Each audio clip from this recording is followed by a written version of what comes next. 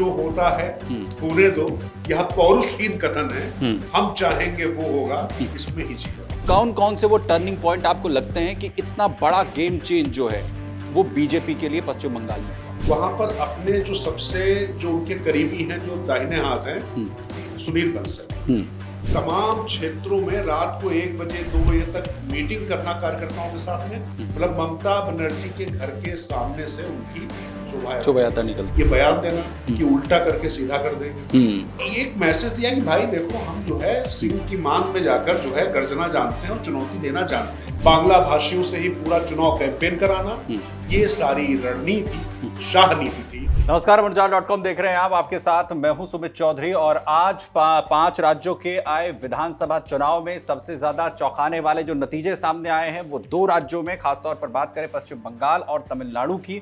और अगर पश्चिम बंगाल की राजनीति के लिहाज से समझने की कोशिश करें तो आखिर पश्चिम बंगाल में किस तरीके से बीजेपी ने इस प्रचंड जीत को हासिल किया है, क्योंकि लगातार यही कहा जा रहा है कि इस जीत के पीछे बीजेपी के रणनीतिकार, चाणक्य माने जाने वाले अमित शाह का जो दिमाग है उसने काम किया है। आखिर किस तरीके की रणनीति रही और जो ग्राउंड पर सबसे ज्यादा बीजेपी को इस प्रचंड जीत को दिलाने में जो है वो कामयाब रही, इन तमाम चीजों को समझने की कोशिश करेंगे। मेरे साथ मेरे वरिष्ठ सहयोगी राजकिशोर जी भी इस वक्त यहां पर मौजूद है, वरिष्ठ पत्रकार। राज, लगातार हम तमाम चीजों को देख रहे हैं। आज जो नतीजे सामने आए, एग्जिट पोल ने उसका इशारा किया था, लेकिन जब हम कैंपेन की ओर बढ़ते हैं तो हम देखते हैं कि खुद गृह मंत्री अमित शाह लगातार ग्राउंड पर मौजूद रहते हैं। हमने वो भाषण भी सुने जिसमें वो लगातार न सिर्फ ममता बनर्जी पर टारगेट करते हैं, जबकि वो ये भी कहते हैं कि जब तक पूरी तरीके से वोटिंग नहीं हो जाती है वो मैदान में डटे रहेंगे। खुद वो 15 दिन वहां पर गुजारते हैं। किस तरीके की रणनीति रही अमित शाह की? कौन कौन से वो टर्निंग पॉइंट आपको लगते हैं कि इतना बड़ा गेम चेंज जो है वो बीजेपी के लिए पश्चिम बंगाल में हुआ? सुमित, आपकी बात बिल्कुल सही है, क्योंकि पश्चिम बंगाल जैसी जगह है जहां पर भारतीय जनता पार्टी के लिए पिछले 2021 के चुनाव में 1-2 बजे के बाद उनके बस्ते यानी जो बूथ थे वो खाली हो गए थे। उनके वहां पर कार्यकर्ता नहीं थे, वोटर वोट डालने नहीं निकल रहा था जो उनके साथ में सहानुभूति रखता था। ऐसी स्थिति में पहली जो चुनौती थी अमित शाह के सामने, पहले तो ये भरोसा दिलाया जा सके कि नहीं, भारतीय जनता पार्टी वहां पर लड़ाई में है। वरना लोकसभा चुनाव के बाद तो ममता बनर्जी और तमाम विपक्ष ने पूरी तरीके से खारिज कर दिया था कि अब वहां पर ये वेस्ट बंगाल जो है भाजपा की राजनीति नहीं चलेगी। यहाँ दिल्ली में बैठे हुए तमाम लोग और तमाम जो बातें कहते नहीं भाजपा का जय श्री राम नहीं चलेगा, भाजपा की वहाँ हिंदुत्ववादी राजनीति नहीं चलेगी, ये जो है वहां पर बंगाली अस्मिता है, बंगाली संस्कृति है, वो नहीं चलेगी। अमित शाह ने पहला तुक जो काम किया, इस मिथक को तोड़ा, इस नैरेटिव को ध्वस्त किया। और सबसे पहला काम जो उन्होंने किया, वहां पर अपने जो उनके करीबी हैं, जो दाहिने हाथ हैं, सुनील बंसल, जो 2012 से लेकर लंबे समय तक उत्तर प्रदेश की राजनीति में संगठन मंत्री के तौर पर थे, उनको वहां पर तैनात किया। तो वहां जो कार्यकर्ताओं की कमी और बूथ लेवल पे किस तरीके से लोगों को चिन्हित करके अपना वोटर निकाला जाए, क्या कमजोरी है, क्या कमियां हैं, उनकी मीमांसा की जाए, उसके आधार पर रणनीति बनाई जाए। तो अमित शाह लगातार तमाम व्यस्तताओं के बीच भी कभी भी यहां से विरक्त नहीं हुए, वो लगातार बात करते रहे। और चुनाव के समय तो 15 दिन उन्होंने कैंप किया और उसमें लगभग 50 के करीब उन्होंने कार्यक्रम किए। तमाम क्षेत्रों में रात को 1 बजे 2 बजे तक मीटिंग करना कार्यकर्ताओं के साथ में, और उनको ये भरोसा दिलाना कि भाई हम आपके साथ खड़े हुए हैं। और वो सीटें जहां पर कभी भी भारतीय जनता पार्टी का कोई झंडा, डंडा, बैनर लेके खड़ा नहीं हो सकता था, वहां से रोड शो करना और रोड शो करके ये बताना। शुरुआत कहां से की? काली घाट से, भवानीपुर से, वहां पर उन्होंने अपनी शोभा यात्रा निकाली। मतलब ममता बनर्जी के घर के सामने से उनकी शोभा यात्रा निकलती है। शोभा यात्रा क्या कहें, उनकी जो रैली निकल रही थी, जो यात्रा निकली, तो एक मैसेज दिया कि भाई देखो, हम जो है सिंह की मांग में जाकर जो है गर्जना जानते हैं और चुनौती देना जानते हैं। उसके बाद जिस तरीके से उन्होंने जो है पूरा जो सेंट्रल फोर्सेस का जो पूरा डिप्लॉयमेंट करना था वो ईसी का था, लेकिन ईसी हमेशा गृह मंत्रालय के सहयोग से करता। एक उससे भरोसा दिलाया कि भाई कोई दिक्कत नहीं है। फिर ये बयान देना कि उल्टा करके सीधा कर देंगे, ये बयान देना कि चुनाव के बाद भी 2 महीने तक केंद्रीय रिजर्व फोर्सेज यहीं पर यहीं पे रहेंगी, चिंता रहेंगी। करने की बात नहीं है। तो ये सब जो लगातार बहुत सारी जो चीजें थी उनको इन्होंने पूरी तरीके से किया। और सबसे बड़ी बात ये अगर मैं कहूँ कि एक सर्वेश्वर दयाल सक्सेना की एक पंक्ति है, तो उसमें कहते हैं कि जो होता है होने दो, यह पौरुषहीन कथन है, हम चाहेंगे वो होगा, इसमें ही जीवन। मुझे लगता है इसको उन्होंने बनाया अपना सूत्रवाक्य। और प्रधानमंत्री नरेंद्र मोदी के बाद जो सबसे विशाल रैलियां की उन्होंने की, और प्रधानमंत्री नरेंद्र मोदी को कहां कहां जाना है ये भी उनकी सलाह होती है। अब आरजीकर कांड की जो पीड़िता थी उनकी माता जी को पानी आर्ची से टिकट देकर वहां पर पीएम की रैली कराना, तृणमूल का बिल्कुल मजबूत क्षेत्र, कोई सोच भी नहीं सकता था कि वहां पर कोई कुछ कर सकता है। आज की तारीख में वो वहां से जीतने जा रही है। तो अमित शाह ने किस तरीके से माइक्रो मैनेजमेंट किया, बल्कि मैं कहूँ नैनो मैनेजमेंट किया, ये अपने आप में अद्भुत था। इन्फिल्ट्रेशन की वो लगातार बात कर रहे थे। आपने भी कहा कि बंगाली अस्मिता हो या फिर घुसपैठ का जो मसला हो, वो उस पर लगातार एग्रेसिव तरीके से बोलते रहे। उन्होंने कहा कि जैसा आपने बताया कि अभी उन्होंने कहा कि उल्टा टांग दिया जाएगा। ये जो पूरा नैरेटिव उन्होंने बनाया, ये पूरा जो एग्रेसिव उनका जो है वो नजर आया, इसने कितना बड़ा रोल प्ले किया? नहीं, मैं कह तो रहा हूँ कि वहां पर देखिए भारतीय जनता पार्टी के पास कार्यकर्ताओं की कमी थी। पहले चरण में, पहले तो 2 चरणों में चुनाव हुआ। पहले चरण की 152 सीटों में उनके पास 59 सीटें होती हैं और दूसरी 142 सीटों में मात्र 18 सीटें होती हैं। जी। अब आज की तारीख में देखिए, जहां पर 18 थी वहां पर क्या स्ट्राइक रेट होने जा रहा है। तो पहले तो इस तरीके से उन्होंने पूरी रणनीति बनाई, जो प्रत्याशियों का चयन, और प्रत्याशियों को चयन करने के बाद उनको भी एक होमवर्क दिया सुमित। ये बड़ा इंटरेस्टिंग है, इसको समझिए कैसे अमित शाह काम करते हैं। उन्होंने सभी प्रत्याशियों से 1-to-1 मीटिंग की, 1-to-1 मीटिंग सभी प्रत्याशियों से। और पहले जो उसके पात्र थे उनमें से भी कई लोगों से वो मिल चुके थे यहाँ दिल्ली में बुला के। अच्छा। और उनको ये कहा कि आप अपने क्षेत्र में जाएंगे, हर बूथ पर जाकर एक एक व्यक्ति से मिलेंगे और वहां पर इस तरीके से लोगों को डिप्यूट करिए कि जो हर घर पे एक बार हो क्या है, जिससे सबके चेहरे वो पहचान पाए। इसका कारण जानते क्या? सबके ऊपर एक मानसिक दबाव बना कि फर्जी पहचान पत्र लेकर अगर वोट डालने गए तो वहां पर इनके जो वॉलंटियर्स होंगे, जो उनके कार्यकर्ता होंगे, वो आपका चेहरा पहचान लेंगे, वो छापा वोट नहीं पढ़ पाएंगे। एसआईआर को लेकर जिस तरीके से शिद्दत के साथ में पूरा उन्होंने काम करवाया, ये अपने आप में एक रणनीति थी। क्योंकि वहां पर तो जो है, जो बीएलओ जो के साथ में बीएलए लगने होते हैं, तो बूथ लेवल एजेंट मिलना मुश्किल था। तो उसकी कमी पूरी करने के लिए वो लगातार बैठे। और 2021 में जो हिंसा हुई थी भाजपा के कार्यकर्ताओं के साथ, उनके घर जलाए गए थे, पलायन किया गया था, कई हत्याएं हुई थी, उसके बाद उनमें भरोसा दिलाना, तो वो गंभीरता दिखाई कि हम यही बैठे हैं, आपके लिए बैठे हैं और कुछ भी कर गुजरेंगे उसके लिए। इसके साथ ही जो छोटी छोटी चीजें थी, प्रधानमंत्री नरेंद्र मोदी का झालमुड़ी खाना हो, अनुराग ठाकुर का मछली झोल मछली खाना हो, ये जो छोटे छोटे प्रतीकात्मक महत्व थे, इन सब चीजों पर भी लंबी चर्चा हुई। और फिर मैं कह रहा हूँ कि प्रधानमंत्री नरेंद्र मोदी को वहां पर सुशासन और जो है सुरक्षा के आधार पे, क्योंकि एक चीज लोगों के दिमाग में ये ध्यान रखना पड़ेगा कि पश्चिम बंगाल में जिस तरीके से इन्फिल्ट्रेशन जिसकी आप बात कर रहे थे, घुसपैठ की बात कर रहे थे, लोगों को ये समझ में आ चुका था कि ये घुसपैठ आज की तारीख में धार्मिक मुद्दा नहीं है, ये राष्ट्रीय सुरक्षा है।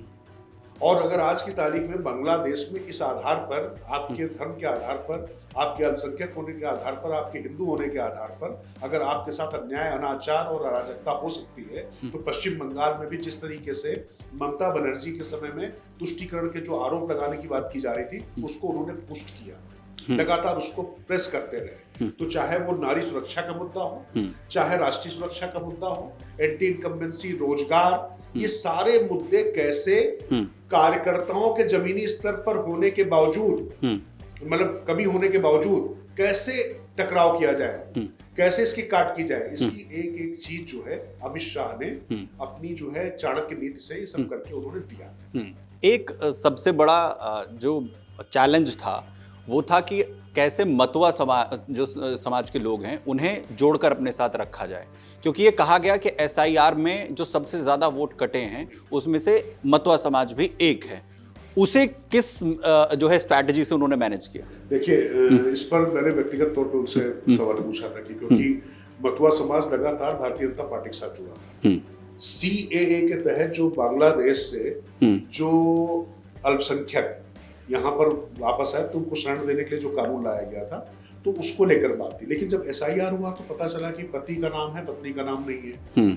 बेटे का नाम नहीं है, तो कागजों की जो पूरी लिस्ट जो पुलिंदा चुनाव आयोग की तरफ से मांगा जा रहा था उसमें दिक्कत सबसे ज्यादा उनको, इसको लेकर रोष भी था, नाराजगी भी थी। लेकिन उनके बीच में प्रधानमंत्री नरेंद्र मोदी का जाना, नरेंद्र मोदी का कहना, उसके बाद अमित शाह का लगातार उनके नेताओं, उनके प्रतिनिधियों से बात करके ये बताना कि CAA के तहत हम ही आपको नागरिकता देंगे, ये भरोसा उनके बीच में दिलाना। तो अच्छा था क्या कि उनको भी ये समझ में आ रहा था कि भाई ये जो कानून CAA आया है तो अमित शाह ही लाए, तो अगर अमित शाह लाए हैं तो वो हमारे लिए तो इस्तेमाल होगा। इतने विरोध के बावजूद लाए हैं, पूरे देश में शाहीन बाग और पता नहीं किस तरीके के आंदोलन हो गए थे, तो अमित शाह उसका चेहरा थे, तो उनकी बात पर लोगों ने भरोसा किया। ये समझने वाली बात है, ये इंपॉर्टेंट था। इस तरीके से उन्होंने मथुरा समुदाय को बनाया।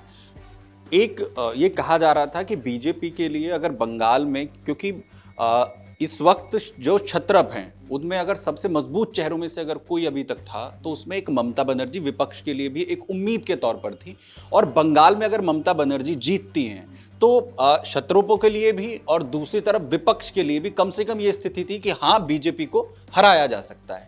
लेकिन बीजेपी ने एक बार फिर से वो कर दिखाया जिसकी उम्मीद किसी को नहीं थी। बंगाल के अंदर भले ही एग्जिट पोल की बात हो रही हो, ये जो पूरी स्ट्रैटेजी अमित शाह लगातार बना रहे थे, इसमें सबसे बड़ा जो गोल है वो इसमें क्या दिखता है कि जो ममता बनर्जी को सबसे बड़ा डेंट उन्होंने किया, क्योंकि अभी तक हालांकि पूरी तस्वीर होना बाकी है, मुस्लिम समाज का जो वोट है वो ममता बनर्जी के पक्ष में अगर जाता है या उसमें गया है तो उन्हें फायदा होता। उसे किस तरीके से डिट्रैक्ट किया, उसके लिए क्या स्ट्रैटेजी थी अमित शाह की? ये देखिए, बहुतायत में सुमित जो मुस्लिम वोट है ज्यादातर ममता के साथ ही गया है। AISF को छोड़ दीजिए, नौशाद सिद्दीकी को छोड़ दीजिए, हुमायूं कबीर जो है उनको छोड़ दीजिए, तो ज्यादातर सीटों पे कांग्रेस और लेफ्ट के एक दो प्रत्याशी हैं जिनके साथ में मुस्लिम समुदाय कहीं कहीं पॉकेट में गया है। लेकिन वो वहीं पर गया है जहां पर सामने उस तरीके का मजबूत मुस्लिम प्रत्याशी नहीं था, सामने किसी कोई हिंदू प्रत्याशी था। इस तरीके की परिस्थितियां बनी है, सच्चाई है। लेकिन उसको लेकर भी ऐसा कहा जाता है कि अमित शाह की रणनीति रही है कि अगर वहां पर कोई विपक्ष में कोई अगर बहुत मजबूती के साथ लड़ रहा है तो उसको और ताकत दी जाए। तो मतलब जो दुश्मन का जो दुश्मन है उसके साथ में एक तरीके से परोक्ष तरीके की जो दोस्ती निभाई जाए, इसके कोई लिखत पढ़त में या औपचारिक रूप से कुछ चीजें नहीं है, लेकिन ये चीजें भी खूब हुई है वहां पर। और इस तरीके के आरोप तो ममता बनर्जी की तरफ से लगाए भी जाते रहे, लेकिन ये सब काम लगातार अमित शाह करते रहे, बहुत सफाई से करते हैं। और मैं आप एक बात और कहना चाहूंगा सुमित, मतलब श्यामा प्रसाद मुखर्जी जनसंघ के संस्थापक अध्यक्ष, वो कोलकाता से आते थे, पश्चिम बंगाल से आते थे, तो उन्होंने जान दी थी जम्मू कश्मीर में कि एक देश दो विधान दो निशान नहीं चलेंगे। तो वो दो निशान दो विधान का जो 370 और 35 से हटाने का काम भी अमित शाह की कलम से हुआ, और श्यामा प्रसाद मुखर्जी ने जिसके लिए बलिदान दिया था। और श्यामा प्रसाद मुखर्जी के गृह राज्य में भी भगवा लहराने का जो सबसे बड़ा श्रेय जाएगा वो अमित शाह को जाएगा। तो देखा है तो श्यामा प्रसाद मुखर्जी को जो असली श्रद्धांजलि जो है वो अमित शाह ने चाहे शासन के माध्यम से या मैनेजमेंट के माध्यम से, संगठन के माध्यम से, वो उन्होंने देने में कामयाबी हासिल की है। और ये जो बूथ लेवल मैनेजमेंट पे केंद्रीय स्तर के नेता ने किस तरीके से नजर रखी है और उसके लिए जो पूरा उन्होंने रोड मैप बनाया वो 100% लागू हो, उसकी मॉनिटरिंग भी की। उसके लिए मैंने आपसे कहा कि सुनील बंसल वहां लगातार थे और तमाम नेता भी वहां पर जाते रहे। लेकिन जो यूपी वाला जो कमाल था, प्रधानमंत्री नरेंद्र मोदी का चमत्कृत जो करने वाला जो चमत्कारिक जो नेतृत्व है, उनके चेहरे पर आगे बढ़ के, और मैं फिर कह रहा हूं कि वहां पर अमित शाह की गारंटी थी सुरक्षा की। ऐसे गारंटी होती ना, मोदी ने कहा थी मेरी गारंटी है जाएगा, लेकिन जो सुरक्षा की गारंटी के रूप में अमित शाह का चेहरा उभरा, लोगों ने उस पर भरोसा किया और ये माना कि शाह ने कहा है तो वो सुरक्षा करेंगे और उसके लिए किसी भी हद तक जाएंगे। और अमित शाह ने वो चुनाव लड़ने में कोई भी कसर नहीं छोड़ी, जिसका ये नतीजा आप देख रहे हैं। ये इतना आसान काम नहीं था। ममता बनर्जी जैसी कद्दावर नेता थी, तृणमूल कांग्रेस में अभिषेक बनर्जी और दूसरे लोग की जो पूरा मैंने कहा कि जो टोले हैं, जो जगह जगह जो कैरम खेलते खेलते जिन्होंने खुद स्ट्राइकर बने हुए हैं और सबको बिल्कुल कैरम की गोटी बना रखा था, उन सबसे टकराना इतना आसान नहीं था। लेकिन ये जिसको कहते हैं कि हर लेवल पे ऊपर से लेकर नीचे तक लोगों पे पहले भरोसा दिलाना कि हम आपके साथ हैं, आपके साथ रहेंगे। फिर दूसरा कि हम चुनाव जीत सकते हैं और जीतने के लिए अपने प्रत्याशियों को, अपने लोग तैयार करना।